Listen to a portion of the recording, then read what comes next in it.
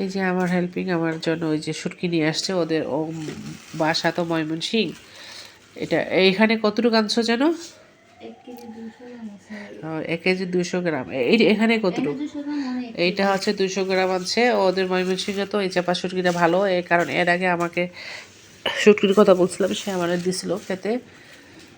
তো ওটা এত ভালো ঘ্রাণ, আমি তো 150 নিয়ে গেছিলাম বোনের বাসায়, যে নিয়ে আসছে আমি ওকে টাকা দিছিলাম আনার জন্য। একটু সস্তা ওইখানে, আর ঢাকায় তো অনেক দাম চাপা শুটকির। এই যে পুরাটা খুলতেছি না, এটা এখন রেখে দেবো, একটু একটু বের করে করে খাবো। এই শব্দ করতেছো কেন? ঠান্ডায় কথা বলতেছো, এত ঠান্ডা লাগছে।